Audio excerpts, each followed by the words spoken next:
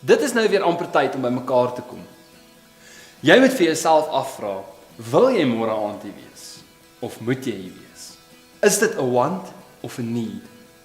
Het jy al ooit gedink, wat sal die konsekwensies wees as jy nie môre aand kom nie? Het jy dalk ander goed wat jy wil doen, wat lekkerder is en beter is, en wat jy graag wil by wees? Ek wil jy uitdaag, dat jy môre aand hier moet wees.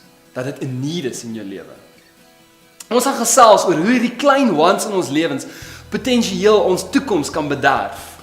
Ons gaan ook gesels oor die feit dat jou needs jou daar by 'n great toekoms kan uitkry. Ek wil jou challenge om môre aand te kom, want jy moet kom. Ek wil ook sê julle moet aanhou met julle dagstukkies, kry die links hieronder en weet dat dit is nie net 'n want om dit te doen nie, maar dit is 'n need dat julle dit doen. Ons sien julle môre.